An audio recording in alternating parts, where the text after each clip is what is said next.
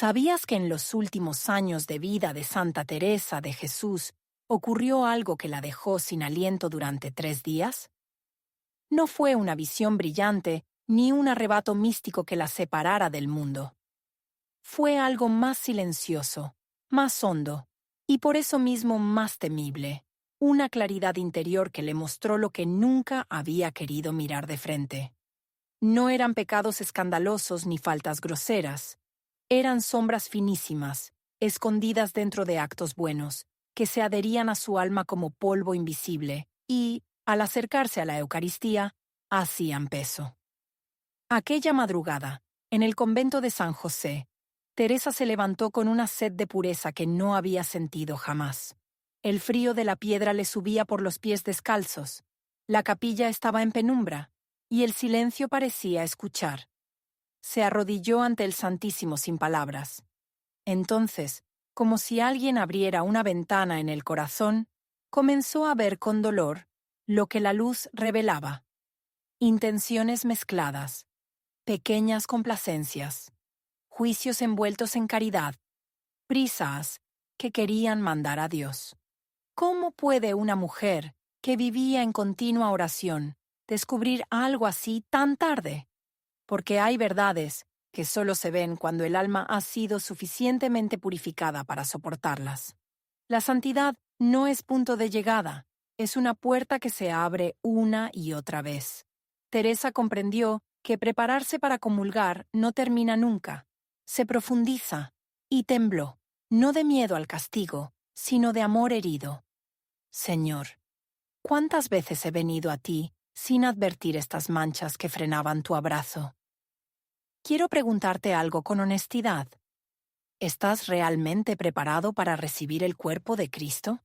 ¿Has sentido alguna vez que hay hábitos, pensamientos, maneras de hablar que parecen virtuosas pero nacen del yo? Tal vez rezas, sirves, trabajas, pero debajo late una satisfacción secreta, una comparación, un control disfrazado de celo. Nadie lo ve, tú mismo casi no lo notas, pero impide la unión plena. Desde aquella noche, Teresa ya no se acercó al altar del mismo modo. No dejó de comulgar. Por el contrario, comenzó una preparación más fina, más amorosa, más libre de sí. Y lo que descubrió no lo guardó para ella. Empezó a enseñar a sus hijas espirituales a examinar la raíz de los actos, no solo la superficie. Las transformaciones fueron tan sorprendentes que los confesores quedaron desconcertados. Corazones humildes, oraciones más simples y ardientes, una paz nueva después de cada comunión. Lo que Teresa recibió no fue un listado moralista, sino un conocimiento del corazón. Pero ese conocimiento se dejó decir con nombres concretos. 12 pecados sutiles, comunes, que casi todos los devotos cometen sin advertirlo, porque se presentan vestidos de virtud. Son como hierbas que crecen en el mismo jardín donde florece la fe. Si no se arrancan, roban el agua al árbol. Y, sin embargo, no estamos perdidos. Cuando la luz hiere, es para curar. Tal vez te preguntas, ¿y si yo no veo nada? ¿Y si creo que estoy bien? Justamente por eso este camino es necesario. El alma, cuando ama, no teme ser examinada por Dios. Teme quedarse con menos amor del que podría recibir. Teresa aprendió una humildad nueva, sentirse instrumento y no autora, mendiga y no dueña. Y descubrió que la alegría más pura consiste en desaparecer para que Cristo brille. Este video es una invitación a mirar con esa misma honestidad. No se trata de juzgar, ni de comparar, ni de generar escrúpulos. Se trata de dejar que el amor haga cirugía. En las próximas secciones te mostraré esos 12 engaños ocultos y el modo concreto en que Teresa los curó. Pequeñas prácticas, oraciones breves, decisiones del corazón que preparan el alma para una comunión fecunda. Antes de continuar, te propongo un gesto sencillo. Recuerda la última vez que comulgaste. ¿Con qué deseo llegaste? ¿Hubo prisa, rutina, orgullo o hambre verdadera? Díselo en silencio al Señor. Pídele lo mismo que pidió Teresa esa noche. Muéstrame lo que impide tu abrazo y dame el valor de soltarlo. Si haces este camino, no volverás a la Eucaristía como antes. Y quizá descubras, como ella, que la pureza verdadera no es dureza, sino ternura que se deja sanar. En los días que siguieron a aquella madrugada, Teresa no habló con nadie de lo que había vivido. No porque dudara, sino porque temía que las palabras humanas ensuciaran la claridad del fuego interior. Se mantenía en silencio, cumpliendo sus deberes con la misma exactitud de siempre, pero dentro de ella algo había cambiado para siempre. No era la misma mujer.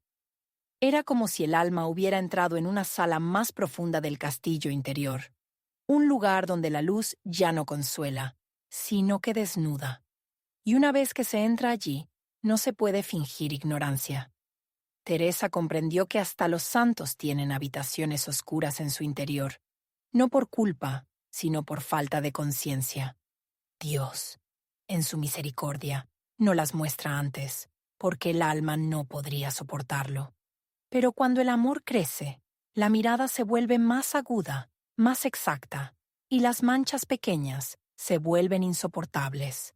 Lo que antes parecía insignificante, ahora duele como una herida. Así es el crecimiento espiritual. Cada paso hacia la luz revela una sombra más fina. Creía estar limpia, escribió, pero la pureza de Dios no admite comparación. Y al reconocer esto, no se sintió condenada, sino invitada. Entendió que la preparación para la Eucaristía no termina con la confesión ni con el examen de conciencia común, porque el alma tiene capas, como una flor que se abre lentamente. En la primera capa se limpian los pecados visibles, en las siguientes, las intenciones. Más adentro, los deseos que todavía buscan recompensa.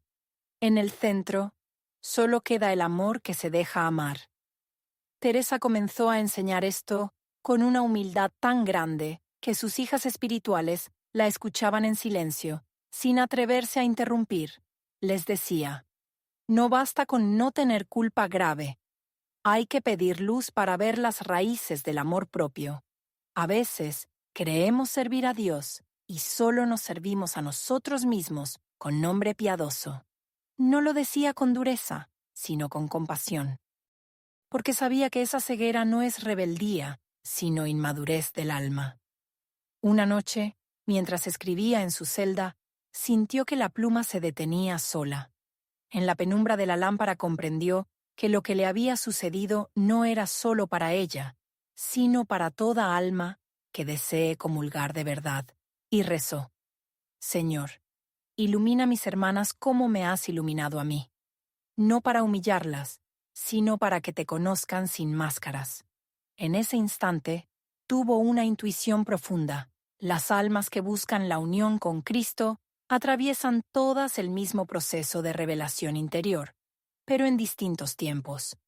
Algunas mueren sin haber llegado a esa claridad, otras la reciben en vida y tiemblan. Pero ese temblor es la antesala de la paz perfecta. Comprendió entonces que la santidad no es un estado, sino un movimiento perpetuo hacia la pureza. El alma nunca se detiene, escribió. Cuando cree haber llegado, comienza a retroceder. Por eso, incluso al final de su vida, Teresa pedía cada día la gracia de ver algo nuevo que limpiar. No porque dudara de la misericordia, sino porque el amor verdadero siempre quiere estar más disponible. Imagina por un momento esta escena. Una mujer anciana, frágil, gastada por la oración y el servicio, de rodillas ante el tabernáculo. Podría haber descansado en su reputación de santa, pero en lugar de eso, pedía ser corregida. Esa es la grandeza de Teresa. No buscaba la perfección para ser admirada, sino para no obstaculizar la unión. En sus palabras, el alma que se ve pura se ensucia de orgullo. La que se ve imperfecta se deja lavar por Dios. Esa frase encierra todo su legado. La verdadera pureza no consiste en no tener mancha, sino en dejar que Dios lave lo que aún no vemos. Y aquí está la clave. No se trata de buscar fallos obsesivamente, sino de vivir en apertura constante. Teresa lo llamaba vivir de frente a la luz. Y quien vive así, no teme descubrir sus sombras, porque sabe que cada revelación es una invitación a amar más profundamente. Desde entonces, cada vez que se acercaba al altar, hacía una oración secreta. Muéstrame lo que no puedo ver sin tu gracia. No siempre recibía consuelo, a veces solo silencio. Pero ese silencio la moldeaba más que 1000 visiones. Comprendió que Dios no siempre habla con palabras. A veces ilumina mostrando el contraste entre su amor y nuestra tibieza. Quizá por eso sus últimas comuniones fueron tan intensas que quienes la observaban sentían una paz inexplicable. Parecía que comulgaba con todo el cuerpo, con toda la historia, con toda la creación. Era la transparencia del alma lo que hacía brillar su rostro. No había esfuerzo, solo entrega. Al cerrar esa etapa, Teresa escribió una frase que resume el sentido de esta sala interior. La preparación no termina, porque el amor no tiene término. Cada comunión era un paso más hacia un vacío santo donde solo Dios podía habitar. Y mientras sus fuerzas físicas se agotaban, su alma se volvía más luminosa, más sencilla, más libre. Así comienza el verdadero itinerario, cuando el alma ya no teme verse, cuando la luz deja de ser amenaza y se convierte en hogar. Teresa pidió luz, y la luz mostró 12 raíces, 12 sombras disfrazadas de virtud, 12 formas de amor propio escondido. En la siguiente parte, descubrirás cómo las nombró y qué camino de purificación propuso para cada una. Prepárate, porque no son pecados ajenos, están en todos. La primera raíz que Teresa vio con claridad la hizo temblar más que todas las demás. La vanidad espiritual. Era la más oculta, la más elegante, la que mejor se disfrazaba de virtud. No nacía del deseo de pecar, sino del deseo de ser vista como santa. Era la sombra que acompaña a toda luz.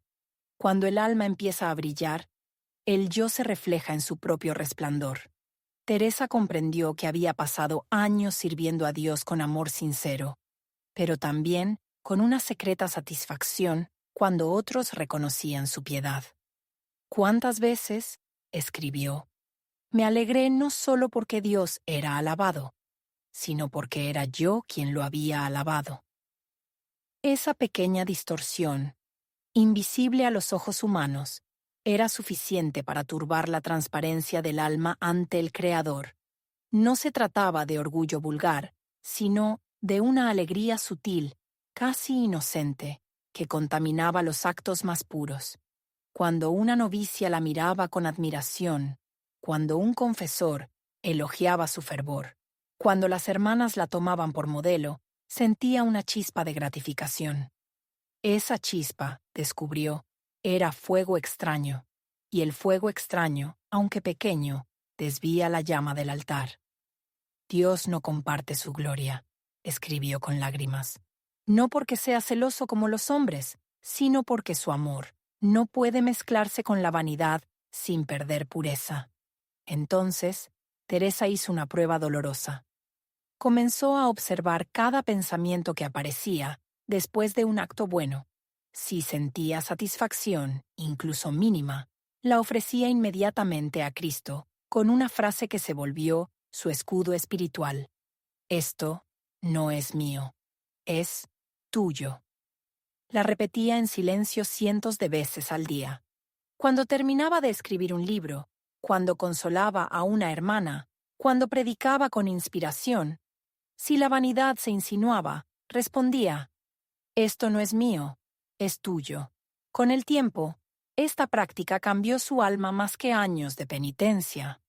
Aprendió que la humildad no consiste en despreciarse, sino en desaparecer dentro del amor de Dios. Un instrumento no se gloría por la música que produce. Si la melodía es hermosa, el mérito pertenece al músico. Esta conciencia la liberó. Ya no necesitaba el aplauso, ni siquiera el propio consuelo de sentirse virtuosa. La verdadera libertad, comprendió, llega cuando haces el bien sin mirarte haciéndolo. Cuando me olvido de mí, entonces me encuentro en él, escribió. Teresa enseñaba esto a sus hijas con ternura. Si haces algo bueno y te sientes feliz, agradéceselo a Dios, no te lo robes. La alegría santa da paz, la vanidad espiritual da inquietud. Y añadió un signo para reconocerla. La obra hecha por amor puro deja silencio interior. La obra hecha con vanidad deja ruido en el alma. Cada alma puede probarse con esta simple oración. Señor, si lo que hago me da satisfacción por mí misma, quítame esa dulzura. Si me da gozo solo porque te sirve, multiplícala. Desde entonces, Teresa repitió hasta su muerte su fórmula sagrada. Esto no es mío, es tuyo. Esa frase se convirtió en su forma de respirar, su escudo contra el orgullo disfrazado de piedad. La segunda raíz que Teresa descubrió en su alma fue la tibieza normalizada, ese estado donde la fe sigue viva, pero el fuego se ha apagado y nadie lo nota. Es la enfermedad más extendida entre los creyentes, porque se parece mucho a la salud. No causa escándalo, no produce culpa, por eso mata lentamente. Teresa la describía como un invierno del alma. Cumplía mis oraciones, mis ayunos, mis penitencias, escribió, pero lo hacía como quien cumple un horario. Ya no ardía. Esa frase resume el drama de miles de almas que siguen a Dios por costumbre, no por amor. La tibieza no es falta de fe, sino exceso de comodidad. Es la fe sin hambre, la devoción sin deseo, la obediencia sin pasión. Una madrugada, al salir de la capilla, sintió que sus labios habían rezado, pero su corazón no había hablado. Fue entonces cuando comprendió que la rutina puede volverse un muro entre el alma y el cielo. Pensaba que era madurez, confesó, pero era enfriamiento. Había confundido serenidad con resignación. Teresa entendió que la tibieza se instala cuando el alma deja de sorprenderse. Cuando lo sagrado se vuelve normal, Dios parece lejano aunque esté presente. El alma tibia, escribió, no muere de golpe. Se adormece en paz hasta olvidar que alguna vez ardió. Decidió entonces luchar contra ese hielo interior con una práctica que llamó la práctica del primer amor. Cada mañana, antes de pronunciar palabra alguna, recordaba el momento exacto en que había sentido por primera vez la presencia de Cristo. Cerraba los ojos y revivía la escena. La respiración temblorosa, el calor en el pecho, la certeza absoluta de haber sido amada. Hazme sentir hoy, decía, como la primera vez que te amé. Esa oración sencilla rompía su letargo. No pedía consuelo, pedía fuego. Porque la tibieza no se cura con disciplina, sino con deseo. Teresa comprendió que no basta con rezar, hay que desear orar. No basta con servir, hay que amar sirviendo. Cada acto sin amor es una vela sin llama. Para mantener vivo ese fuego, pedía a Dios incomodidades santas, días de sequedad, lágrimas repentinas, imprevistos que la empujaran a depender solo de Él. No permitas que me acostumbre a ti, suplicaba. Y así, poco a poco, el hielo se convirtió en fervor. Desde entonces enseñaba a sus hijas espirituales: prefiero un corazón que llora buscando a Dios, que un alma satisfecha que ya no lo necesita. La fe sin temblor no es madurez, es olvido. Hoy, siglos después, su voz sigue ardiendo entre los creyentes adormecidos. Es mejor llorar por la ausencia de Dios que vivir sin extrañarlo. Y si al escuchar esto sientes que tu fe se ha enfriado, escríbelo tú también en los comentarios, como una pequeña llama que vuelve a encenderse. Señor, enciende en mí el fuego del primer amor. El tercer pecado que Teresa descubrió fue la murmuración piadosa, ese veneno que se disfraza de caridad. No era la crítica abierta ni la malicia directa, sino la costumbre de hablar de los defectos ajenos con tono compasivo, como si el juicio fuera una forma de ayuda. Teresa se horrorizó al recordar cuántas veces había dicho: «Pobrecita, hay que orar por ella, es tan débil», sin advertir que esa frase, tan dulce en la boca, contenía una satisfacción secreta. Creía que era celo por las almas, escribió, y era soberbia escondida en la voz. Comprendió que la murmuración piadosa es la versión espiritual del orgullo. Aparenta humildad, pero alimenta el ego comparando. Recordó conversaciones con sus hijas del convento, cuando analizaban la conducta de otra hermana por preocupación fraterna. Todo sonaba santo, pero al terminar, el alma quedaba inquieta. «El amor no deja inquietud», dijo. «Si hay desasosiego, hubo juicio». Ese fue su signo para reconocer la trampa. Cualquier comentario que deje sabor amargo no viene del espíritu. La murmuración piadosa tiene una lógica perfecta. Se reviste de prudencia y suena como consejo. No es crítica, es observación, se dice el alma. Pero en el fondo, busca sentirse superior a quien cae. Teresa lo llamó el alivio del fariseo, sentir pureza al nombrar la impureza de otro. Una noche, al meditar en este descubrimiento, escuchó dentro de sí una frase que cambió su modo de hablar. Cada palabra que pronuncias puede ser espada o medicina. Y comprendió que el lenguaje no es neutro. Bendice o hiere, construye o destruye. Entonces estableció una disciplina radical que llamó la regla del silencio caritativo. Durante semanas enteras, vigiló cada impulso de comentar algo sobre los demás. Cada vez que sentía el deseo de expresar una preocupación, se preguntaba: ¿esto aumentará el amor o lo disminuirá? Si la respuesta era duda, callaba. El silencio, lejos de ser vacío, se convertía en fuego purificador. Pero no se quedó en callar. Sabía que el alma necesita reemplazar, no solo reprimir. Así nació su segundo paso, el lenguaje bendiciente. Cada vez que pensaba algo negativo sobre alguien, pronunciaba en voz baja una frase de luz. «Señor, dale a ella lo que a mí me falta». Con el tiempo, su entorno cambió. Las conversaciones del convento se llenaron de paz. Las hermanas aprendieron que hablar bien del ausente era la forma más alta de oración. «El alma que bendice», escribió Teresa, se limpia con cada palabra. Antes de morir, dejó escrita una advertencia que hoy sigue ardiendo. Las lenguas que juzgan se alejan del cuerpo que adoran. Y una invitación que cura. Si no puedes callar, bendice. Porque el silencio sin amor es represión, pero el silencio con caridad es transformación. El cuarto pecado que Teresa descubrió en su alma fue la impaciencia con Dios, una forma refinada de control disfrazada de celo espiritual. No parecía orgullo ni rebeldía abierta. Se presentaba como amor ardiente, como deseo de que Dios actuara pronto para su gloria. Pero detrás de esa urgencia santa se escondía una exigencia humana: que Dios obrara según su calendario. Teresa escribió que durante años había orado con intensidad, pidiendo favores, curaciones, conversiones. Y cuando no veía resultados, su alma se agitaba. Yo decía: «Señor, hazlo por ti, por amor a tu nombre», confesó, pero dentro de mí deseaba verlo por mí, para descansar, para confirmar mi fe. Comprendió que la impaciencia es la soberbia de quien ama el plan divino solo cuando coincide con el suyo. Recordó días en los que suplicaba con lágrimas y, al no recibir respuesta, sentía que su oración había fracasado.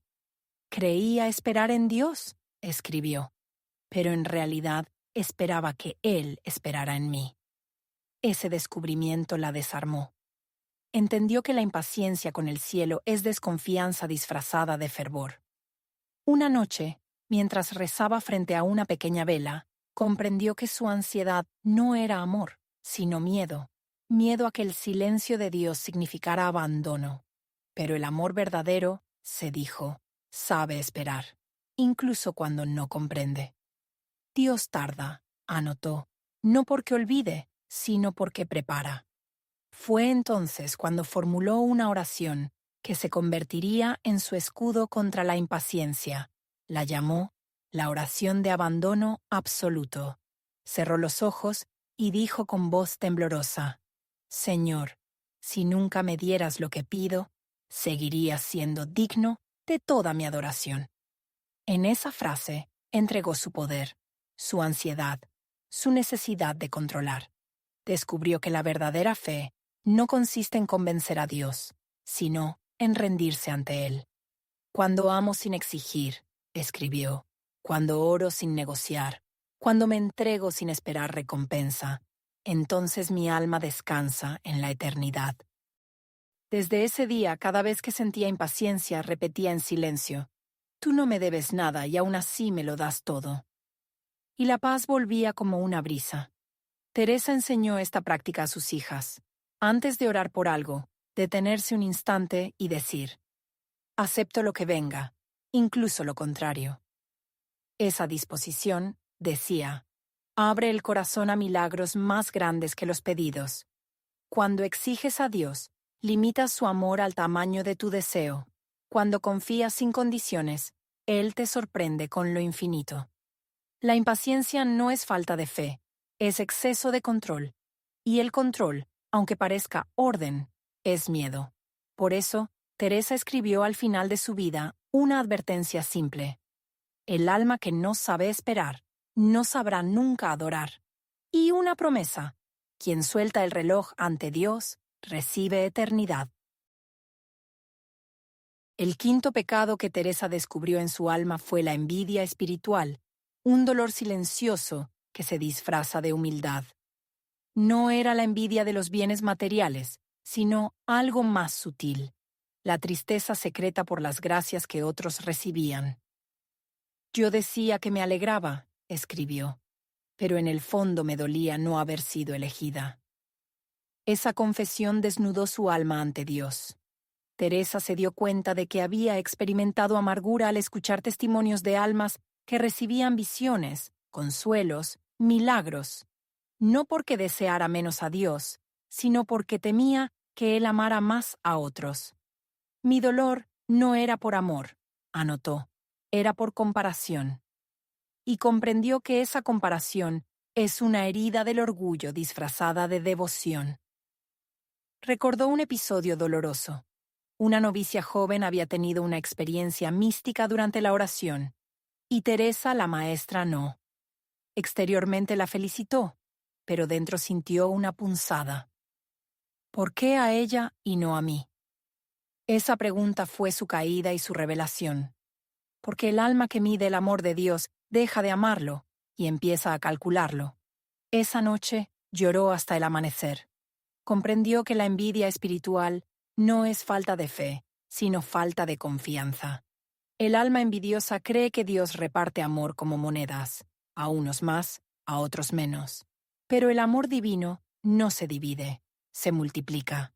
Si otra alma es bendecida, pensó, también yo lo soy, porque formamos un solo cuerpo. Así nació su remedio, la alegría vicaria perfecta. Cada vez que oía que alguien recibía una gracia, una respuesta o una paz que ella anhelaba, daba gracias como si esa bendición fuera suya. Cuando mi hermana es consolada, escribió, yo soy consolada, porque el amor que la toca a ella es el mismo que me envuelve. Comenzó a practicarlo con rigor. Si sentía un destello de envidia, inmediatamente decía: Señor, gracias por ese regalo, porque también a mí me alcanza tu abundancia.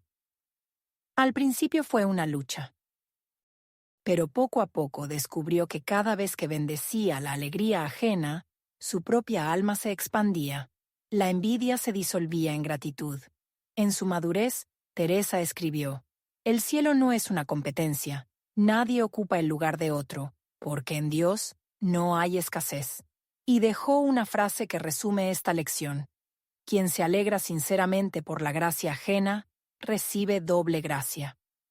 Si alguna vez has sentido tristeza al ver la felicidad de otro, haz hoy la prueba. Da gracias por ello. Tal vez descubras que el gozo compartido es el más tuyo de todos. El sexto pecado que Teresa enfrentó fue la hipocresía devota, la distancia entre lo que el alma aparenta y lo que realmente vive. No era falsedad consciente, sino hábito, una manera de representar la santidad para no decepcionar a nadie, ni siquiera a sí misma. Teresa confesó que había momentos en que rezaba con más fervor si alguien la observaba. Mis manos oraban para los ojos ajenos, no para Dios. Ese descubrimiento la llenó de vergüenza. Se dio cuenta de que su vida interior estaba mezclada con teatro, y que ese teatro, aunque piadoso, separaba su imagen de su corazón. La hipocresía, escribió, es la máscara más pulida del orgullo. No busca mentir a otros, sino mantener intacto el personaje espiritual que uno ha creado. El alma empieza a amar la idea de ser buena más que la bondad misma, recordó una tarde en el convento. Una visitante importante observaba su oración, y Teresa, sin notarlo, alargó sus rezos. Oré más tiempo para que creyeran que oraba mejor. Esa frase se convirtió en su herida y su medicina. Entonces ideó una práctica sencilla pero implacable, la prueba del testigo invisible. Antes de cualquier acto de devoción, una oración, un servicio, una palabra amable, se preguntaba, ¿lo haría igual si nadie me viera jamás? Si la respuesta era no, sabía que había hipocresía que limpiar. Comenzó a hacer actos pequeños en absoluto secreto. Ayudar sin ser vista, rezar sin testigos, amar sin aplauso. Al principio dolía, luego liberaba. El anonimato, descubrió, es el perfume de la pureza. Con el tiempo, ese ejercicio la transformó. Ya no necesitaba parecer santa. Quería serlo en silencio. Cuando oro igual en la sombra que en la luz, escribió, entonces oro de verdad. A sus hijas les enseñó a desconfiar del aplauso interior. Si tu oración suena bien en tu mente, sospecha de ella. Y al final dejó una advertencia dulce pero firme. El alma que actúa para los ojos humanos nunca conocerá la mirada de Dios. La sinceridad invisible fue su meta. Y su lema final, escrito con lágrimas y libertad, fue este: lo que haces en secreto revela quién eres en verdad. El séptimo pecado que Teresa descubrió en su alma fue la pereza interior prudente. No la pereza del cuerpo, sino la del corazón que calcula antes de amar. Era la forma más elegante del miedo. No decía no a Dios, solo decía mañana. Teresa lo reconoció una tarde mientras meditaba. Había sentido un impulso de rezar por una hermana enferma, pero pensó, estoy cansada, lo haré después, cuando esté más concentrada. Y de pronto escuchó dentro de sí una voz silenciosa. Tu amor se enfría en las pausas que tú misma justificas.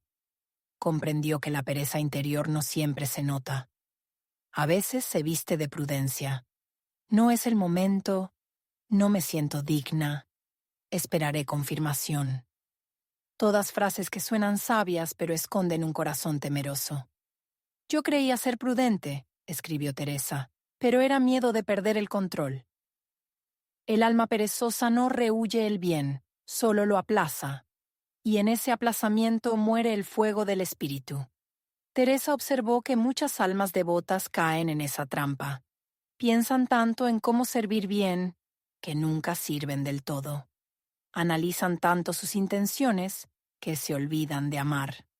El demonio de la prudencia, decía con ironía, aconseja siempre esperar 5 minutos más. Una noche comprendió que el remedio no era hacer más, sino decidir más rápido, que el amor verdadero no pide permiso para actuar. El alma perezosa, anotó, Ora como si negociara con el cielo. Si me confirmas, lo haré. Pero el amor solo crece con síes inmediatos. Así nació su práctica más sencilla y más radical. El sí incondicional diario. Cada mañana, antes de cualquier pensamiento, decía, «Sí, Señor», antes de saber qué pedirás hoy. Era una entrega sin condiciones, sin garantías. Y ese sí, dicho incluso antes del miedo, la liberó de la falsa prudencia. «Cuando respondo sin calcular», escribió, «el amor me enseña lo que después entiendo». Comenzó a notar que los actos pequeños de obediencia inmediata transformaban su jornada.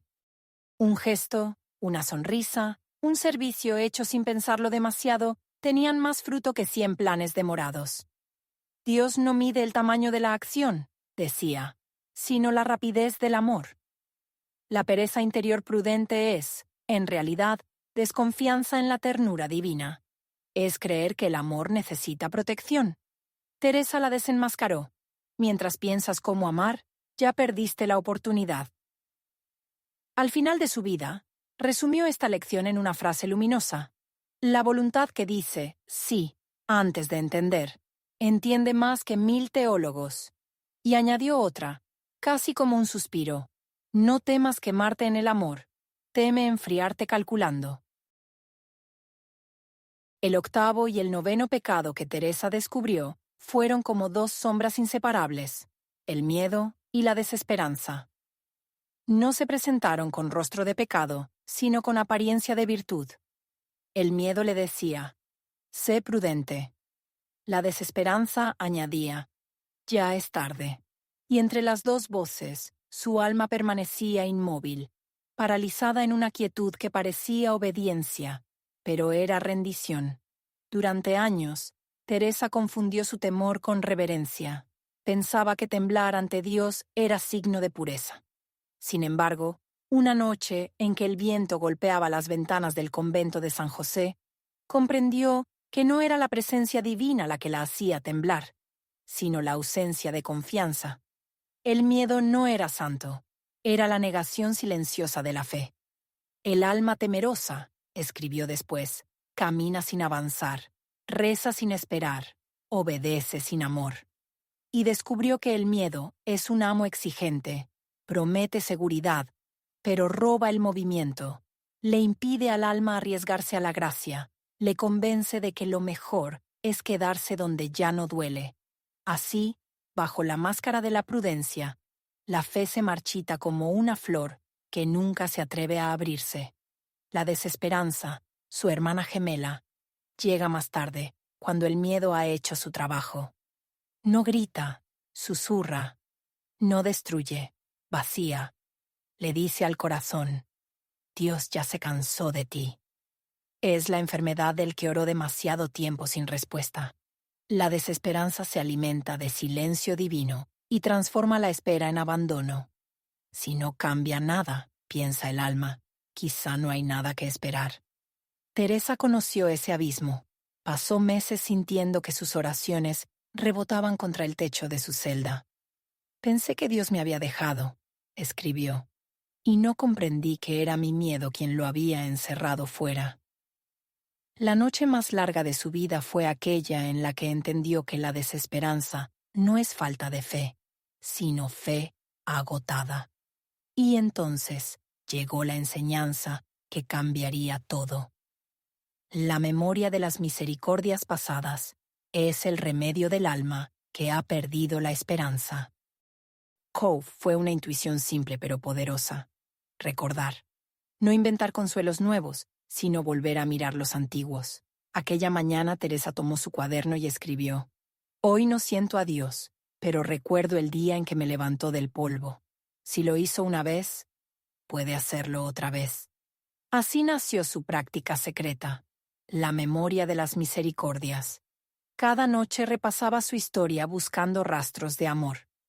Cuando me curé de la fiebre, cuando encontré consuelo en la confesión, cuando una hermana me perdonó sin motivo. Mientras escribo, anotó, el miedo se derrite. Y comprendió que la memoria agradecida es una forma de fe. Quien recuerda el bien ya recibido está proclamando que Dios sigue siendo el mismo. Pero la desesperanza no se rinde fácilmente. A veces regresaba con su voz fría. Sí, te ayudó antes, pero esta vez no. Una madrugada, exhausta de dudar, Teresa cayó de rodillas frente al crucifijo y pronunció lo que ella llamaría la oración osada de la esperanza. Señor, aunque no sienta tu amor, creeré que me amas. Aunque no vea el camino, seguiré caminando. Aunque nunca respondas a mis súplicas, seguirás siendo digno de toda mi adoración. Fue el acto más valiente de su vida, no porque desapareciera la oscuridad, sino porque decidió permanecer en ella sin soltar la mano de Dios. Esa oración se convirtió en fuego. El miedo no desapareció. A veces todavía respiraba cerca, pero perdió su poder. Ya no temo temer, escribió. Ahora el temblor se ha vuelto oración. Comenzó a enseñar a sus hijas espirituales este camino interior. Cuando tengas miedo, no luches contra él. Recuérdalo todo. Cuando desesperes, repite en voz alta una misericordia. Y si tu mente dice que es imposible, deja que tu boca lo diga igual. Una de las jóvenes le preguntó un día, ¿y si no recuerdo ningún milagro? Teresa sonrió. Entonces recuerda que sigues respirando. Eso también es misericordia. Aquel método tan simple cambió la atmósfera del convento. Las hermanas comenzaron a compartir sus pequeñas memorias. Un consuelo, un sueño, un perdón inesperado. Teresa notó que donde había miedo, empezaban a nacer cantos. Donde había silencio resignado, surgían risas. Y entendió que la esperanza no se predica, se contagia. Tiempo después, en uno de sus últimos escritos, resumió todo el aprendizaje. El miedo me paralizaba, la desesperanza me hundía, pero la memoria de las misericordias me levantó. Cada vez que agradezco, el infierno pierde terreno. Y añadió algo que pocos se atreven a decir. A veces la esperanza no siente nada, pero aún así decide esperar. En su testimonio final, Teresa relató una experiencia íntima. Una noche, mientras las campanas del convento tocaban maitines, sintió que su corazón, agotado por años de lucha, se detuvo por un instante entre la fe y la duda. Pensó, ¿y si todo esto fue una ilusión? Pero enseguida escuchó dentro de sí una voz suave. Yo estuve contigo cuando no me veías. Lloró largo rato y escribió sus últimas palabras sobre el miedo. El alma que recuerda la misericordia deja de temer al futuro. Esa madrugada despertó una novicia y la encontró de rodillas, sonriendo entre lágrimas. ¿Por qué sonríe, madre?, preguntó. Teresa respondió con un suspiro que parecía descanso. Porque la esperanza, hija mía, es la forma más alta de obediencia. Desde entonces, en los claustros donde se pronuncia su nombre, se repite la oración que nació aquella noche. Señor, aunque caiga 1000 veces, volveré 1001 a buscarte. Tu misericordia es más grande que mis fracasos. Y mientras recuerde tu bondad, mi miedo será mi maestro, y no mi carcelero. Así selló Teresa su victoria sobre los gemelos. No los destruyó, los transformó. Convirtió el miedo en vigilancia del alma y la desesperanza en fuente de ternura hacia los que aún no creen poder levantarse. Si el miedo me hace dudar, escribió, recordaré la primera vez que me amaste. Si la desesperanza me susurra que es inútil, recordaré que respiro y que ese aliento también es tu don. Y concluyó con una línea que hoy se repite como oración de fuego entre quienes buscan luz en la noche. Recordar es resistir. Agradecer es renacer. Esperar es amar en la oscuridad. Teresa decía que el apego más difícil de reconocer no es al dinero, ni a la carne, ni a la honra, sino al propio querer. Renuncié a todo, confesó, excepto a la idea de cómo debía actuar Dios. Ese fue su último ídolo, el alma que ha dejado todo atrás puede seguir siendo prisionera de sí misma. Ya no busca riquezas ni alabanzas, pero quiere tener razón. Quiere que su plan, aunque santo, sea el elegido por el cielo. Teresa lo llamó la voluntad que se disfraza de obediencia. Durante años, rezaba con sinceridad: hágase tu voluntad, pero en el fondo añadía: si coincide con la mía. Un día comprendió el engaño. Orando ante el Sagrado Corazón, escuchó interiormente: hija, no me pides que reine, me pides que confirme tu reino. Aquel golpe quebró su seguridad. Entendió que la verdadera libertad no es hacer lo que uno quiere, sino querer lo que Dios hace, incluso cuando no lo entiende. El apego secreto se manifiesta en los pequeños detalles, en la necesidad de tener el control, en la impaciencia ante los cambios, en el deseo de que la oración produzca resultados visibles. Es el alma que dice sí con los labios, pero guarda un no en el corazón. Teresa escribió: el demonio no teme a las penitencias, sino al abandono. Porque quien aún se reserva algo para sí, no pertenece del todo a Dios. La curación vino por la rendición total. Renuncié, dijo, a mi manera de obedecer.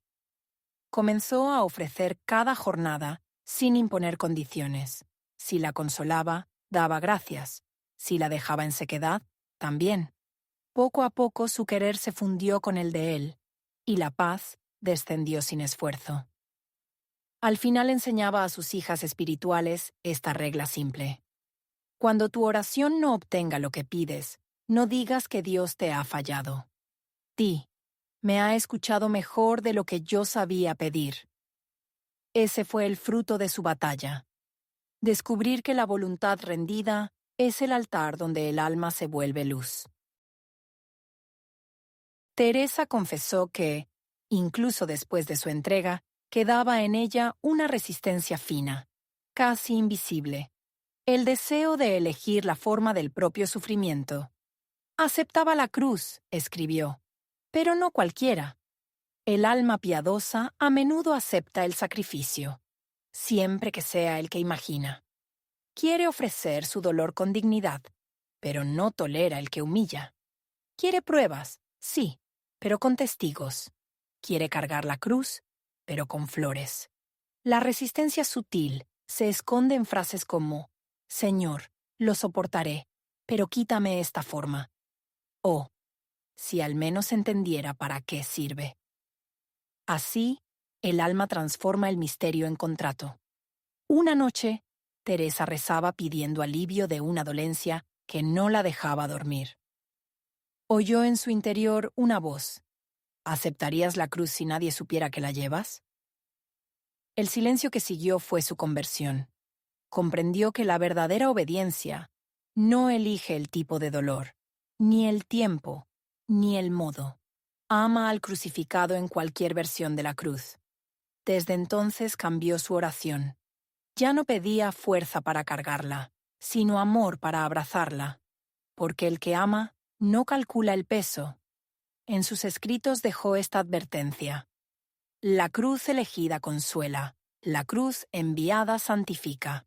Y añadía: cuando el alma acepta sin negociar, el sufrimiento deja de ser prisión y se convierte en puerta. Esa puerta la llevó a una alegría paradójica. Cuanto más libremente aceptaba, más liviana se volvía su carga. Comprendió que resistir a la cruz es resistir al amor que la envía. Cristo no vino a quitarnos las cruces, decía, sino a habitarlas con nosotros. Su enseñanza final fue sencilla: no temer el dolor que no se entiende, porque puede ser la forma que Dios elige para hacer visible su ternura. Este último pecado es el más sutil y el más frecuente entre los que aman a Dios. Teresa lo llamó el perfume del ego en la oración. Es el deseo de sentir, no solo de creer. Durante años buscó en la devoción un reflejo de dulzura. Cuando las lágrimas venían fácilmente, pensaba que Dios estaba cerca. Cuando el alma se secaba, temía haberlo perdido. Hasta que comprendió que el amor verdadero no depende del clima del alma, sino de la decisión del espíritu. Buscaba al Dios de los consuelos, escribió, y Él me enseñó a amar al Dios sin consuelos. La tentación se disfraza de piedad, se mide la oración por su sabor. Si emociona, se cree profunda, si cansa, se juzga vacía. Pero el alma madura aprende a amar sin garantías, a permanecer incluso cuando nada la sostiene. Teresa llamó a esto la triple renuncia: renunciar a sentir, renunciar a entender, renunciar a controlar. En esa desnudez descubrió un gozo más puro, no el placer de ser consolada, sino la certeza de estar unida. Cuando ya no busqué su caricia, dijo, descubrí su presencia en el silencio. El alma que busca consuelo se alimenta de luz. El alma que busca al Consolador se convierte en luz. Esa es la diferencia entre el fervor emocional y la comunión real. En su celda, Teresa escribió una frase que resume toda su vida espiritual. El amor que no necesita sentir es el que más siente. Al final, comprendió que el mayor milagro no es ver a Dios, sino seguir amándolo cuando parece ausente. Y así terminó su enseñanza. Si no hay consuelo, sé tú el consuelo. Si no hay voz, sé tú la oración. Teresa sabía que no bastaba con descubrir los pecados sutiles.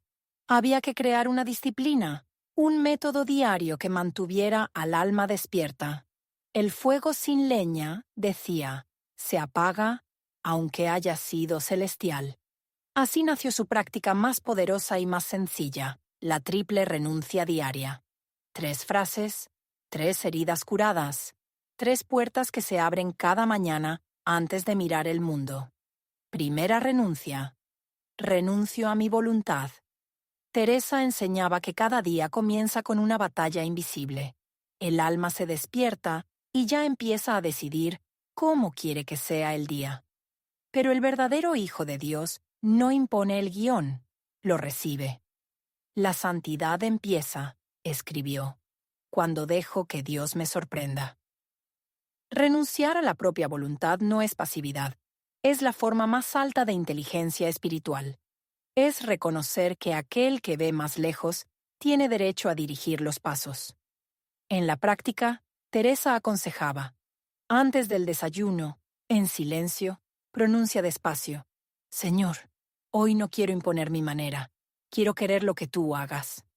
Y luego permanece unos segundos en silencio, dejando que esa frase penetre. Si durante el día algo te contraría, repítela. Esa repetición, decía, es como respirar fe en medio del caos. Segunda renuncia. Renuncio a elegir mi cruz. Teresa descubrió que el alma suele aceptar el sufrimiento solo cuando lo entiende, pero el amor puro acepta incluso la forma del dolor que no comprende. Ella misma escribía, el dolor que no entiendo me une más que el consuelo que sí comprendo. Por eso, enseñaba a practicar esta renuncia justo cuando surge la queja. No después, sino en el instante en que la resistencia aparece. Señor, no elijo la forma, elijo amarte en ella. Ese acto corta el ciclo del lamento y convierte la herida en altar. Teresa aseguraba que quien repite esta oración 3 veces seguidas experimenta una paz tan tangible que ninguna contrariedad la destruye. Tercera renuncia. Renuncio a buscar consuelos. Este es el paso más difícil. No porque Dios no quiera consolarnos, sino porque el alma se apega al consuelo más que al dador. Teresa lo formulaba así.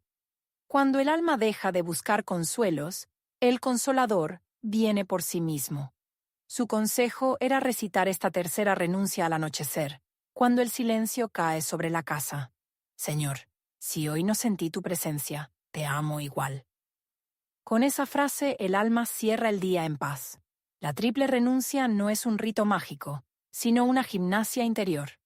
Es el arte de vaciarse para que Dios pueda llenarte de nuevo cada mañana. Pero Teresa también advertía los errores comunes. Primero, pronunciar sin intención. Dios oye las palabras, decía, pero actúa según la entrega. Segundo, usar la renuncia como escudo. Algunos decían, renuncio a todo, pero en el fondo buscaban evitar el esfuerzo. Teresa insistía, renunciar no es rendirse al cansancio, sino entregarse al amor. Y el tercer error, medir resultados. Quien cuenta los frutos ya ha perdido la raíz, escribió. El fruto verdadero de esta práctica no es sentir paz, sino vivir disponible. Cuando el alma repite estas 3 frases cada día, se vuelve transparente. Ya no fuerza los acontecimientos, los acompaña. Así resumía Teresa su método. Cada día, 3 renuncias. Cada renuncia, una puerta. Cada puerta, una comunión. Teresa enseñaba que prepararse para la Eucaristía no consiste solo en confesarse, sino en mirarse con la luz del amor. Por eso dejó un pequeño examen de 5 minutos que transformaba cada comunión en un encuentro vivo. Primero, silencio. Un respiro profundo. Luego las 5 preguntas, nacidas de los 12 pecados que había descubierto. 1. ¿Vengo limpio de mí mismo o solo de mis actos? El alma puede confesar sus obras y seguir amando su propio reflejo. Teresa decía, Dios no pide solo limpieza de manos, sino de intención. 2. ¿Hay en mí orgullo espiritual o deseo secreto de reconocimiento? Si mi piedad necesita espectadores, decía, no es amor, es teatro. Antes de acercarte, revisa si lo haces para ser visto o para ser transformado. 3. ¿Mi fe arde o solo respira? La tibieza fue su enemigo más sutil. Si comulgas sin hambre, pídele a Dios hambre antes que consuelo. El alma fría, escribió, come el pan sin sentir su sabor. 4. ¿He juzgado a alguien desde mi aparente celo? La murmuración piadosa contamina más que la palabra grosera. Si recuerdas a quien criticaste, ofrécelo. Perdonar antes de comulgar, decía, es como limpiar el cáliz antes del vino. 5. ¿Estoy dispuesto a aceptar la cruz que venga después de comulgar? La Eucaristía no es premio, es alianza. Quien la recibe, pide implícitamente participar en la pasión. Teresa lo explicaba así. Cristo no se une al que solo quiere gloria, sino al que también acepta su noche. Después de estas preguntas, viene el segundo momento. Los 3 actos breves. Reparar. Pide perdón por la mancha descubierta. Pedir. Suplica la gracia contraria al defecto. Ofrecer. Entrega algo concreto. Tu palabra, tu paciencia, tu silencio. Y finalmente, la oración preparatoria. Señor, vengo a recibirte sin máscaras, sin méritos, sin fuego suficiente, pero traigo mi hambre. Que tu cuerpo despierte lo que mi alma olvida. Teresa recomendaba hacer este examen cada domingo. 5 minutos así, decía, valen más que 100 comuniones sin conciencia. La confesión para Teresa no era trámite ni alivio psicológico. Era cirugía del alma. Muchos se confiesan, decía, de lo que sienten, no de lo que eligen. Por eso enseñó un método que llamó la fórmula de raíz, un modo de hablar con Dios a través del confesor sin esconder lo esencial. 4 pasos, simples y terribles. 1. El acto. Describe lo que hiciste, sin adornos. No justifiques, no expliques. La verdad, escribió, no necesita matices, solo luz. 2. La intención. Di por qué lo hiciste.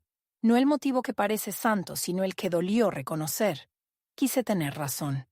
Busqué mi comodidad. No quise esperar. Nombrar la intención desnuda corta la cadena del autoengaño. 3. La raíz. Pregunta. ¿De qué miedo o de qué amor torcido nació esto? Teresa llamaba a esto mirar debajo de la flor. Quizá el pecado no fue orgullo, sino miedo al rechazo.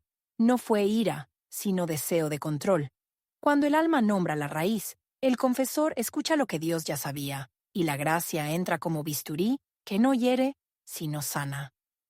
4. La petición de gracia. No basta con decir me arrepiento. Hay que pedir lo contrario. Dame humildad donde tuve orgullo. Dame confianza donde tuve miedo.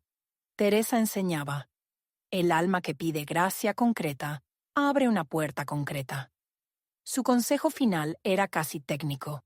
Prepara la confesión por escrito la noche anterior. No para leerla, sino para ordenar el alma. Y justo antes de entrar al confesonario, di en silencio, no vengo a contarte lo que hice, sino a dejar que me cambies. Así la confesión deja de ser ritual y se vuelve resurrección. Cuando el alma nombra su raíz, decía Teresa, Dios planta en el mismo lugar una semilla nueva. Las paredes del convento han escuchado más confesiones que el mundo entero. Y entre esas voces silenciosas nacieron los testimonios que confirmaron el camino de Teresa. No eran visiones ni milagros espectaculares, sino transformaciones silenciosas. 3 almas, 3 heridas, 3 resurrecciones. La hermana Isabel había vivido 20 años dentro del claustro sin mancha aparente. Todos la consideraban ejemplo de orden y disciplina. Pero en su oración había un orgullo sutil. La satisfacción secreta de ser la más fiel. Después de escuchar a Teresa hablar del pecado de la vanidad espiritual, se quedó sola en la capilla y lloró por primera vez en décadas. Esa noche escribió en su diario: «He amado mi perfección más que a Dios». A la mañana siguiente, se la vio ayudando a las novicias con una humildad nueva, sin imponer, sin corregir. Antes enseñaba con autoridad, dijo, ahora sirvo con ternura. La hermana Lucía sufría de una fe apagada. Iba a misa, rezaba el rosario, cumplía con todo, pero en su interior había silencio y cansancio.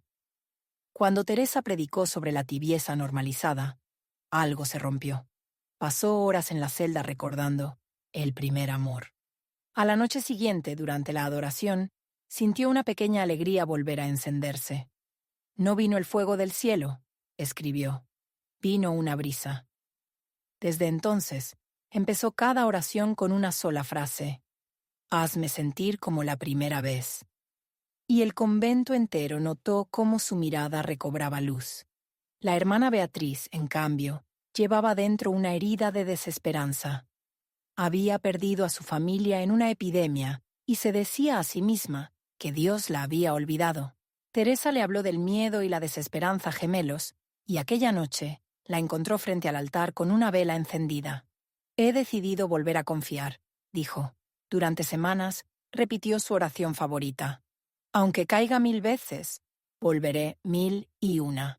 Y quienes dormían en las celdas vecinas contaban que, por primera vez, se oía reír a Beatriz en sueños. Teresa anotó esos cambios en un cuaderno, no para escribir historias, sino para demostrar que la gracia tiene rostro humano. Cada alma que se entrega, decía, multiplica la luz del claustro. Hoy esos muros ya no existen, pero el eco permanece, porque lo que pasó en aquel convento sigue repitiéndose en cada alma que se atreve a mirarse con verdad. Teresa creía que la verdadera reflexión empieza cuando una pregunta duele. Dios no siempre responde, decía. A veces pregunta para que tú te respondas con tu vida. Estas 6 preguntas son heridas que curan. ¿Has sentido satisfacción al verte más espiritual que otros? ¿Has rezado por costumbre, sin hambre, solo por no faltar? ¿Has disfrazado el juicio de preocupación por el alma ajena? ¿Has pedido a Dios que actúe según tu calendario? ¿Has sentido tristeza cuando otros recibieron la gracia que tú esperabas? ¿Has amado los consuelos más que al Dios que los da? Si alguna de estas preguntas quema, es señal de que el fuego está vivo. No lo apagues con excusas. Déjalo limpiar. Teresa decía, el alma que evita la herida nunca conocerá la sanación. En los comentarios escribe, sin miedo, el pecado sutil o la lucha interior que reconoces en ti, no para confesarlo al mundo, sino para darle nombre delante del cielo. A veces, escribirlo es el primer acto de redención. Un alma que se atreve a nombrar su sombra, decía Teresa, ya ha dejado entrar la luz. Señor, estoy aquí con las manos vacías, como instrumento que olvidó su música. He buscado sentirte, entenderte, controlarte, y hoy solo quiero amarte. Renuncio a mi voluntad. No quiero imponer mi camino, sino seguir el tuyo, aunque no lo vea. Renuncio a elegir mi cruz. Si duele, que duela en tu nombre. Si calma, que calme en tu presencia. Renuncio a buscar consuelos. Si hoy no siento nada, igual eres tú quien me sostiene. Purifica mis pensamientos, mis palabras y mis silencios. Que mi fe no sea tibia, ni mi oración teatro, ni mi amor interés disfrazado. Dame la humildad del instrumento que no presume de la melodía, el fuego del primer amor que no se apaga con los años, y la confianza del hijo que duerme en tus brazos, aunque el mundo tiemble. Señor, si alguna vez te he buscado por miedo, enséñame a buscarte por amor. Si alguna vez te he exigido respuestas, enséñame a callar. Si alguna vez te he amado por los dones, enséñame a amarte por ti mismo. Hoy quiero comulgar no como quien merece, sino como quien suplica. Haz de este cuerpo frágil un cáliz limpio. Haz de este corazón disperso una llama pura. Haz de mi vida un altar donde solo tú permanezcas. Amén. Teresa terminaba sus escritos con suavidad, no con órdenes. Dios no empuja, decía, solo toca. Si llegaste hasta aquí, es porque esa voz ya te tocó. No es casualidad que estés escuchando esto. El camino no termina en esta oración. Empieza cada viernes, con los que hemos decidido rezar juntos. Nos unimos como comunidad invisible, una novena permanente de almas que responden con un sí. En los comentarios, deja el nombre de quien quieras incluir en nuestras intenciones. No hace falta explicar nada. Basta una palabra. Sí. Cada viernes, esa palabra se unirá a cientos de voces en silencio. Y mientras tú duermes, alguien en otra parte del mundo estará repitiendo por ti, que el fuego que purifica también consuele. Teresa escribió, el alma que escucha la voz y responde con amor ya pertenece al cielo, aunque siga en la tierra. Si hoy escuchas su voz, no la ignores.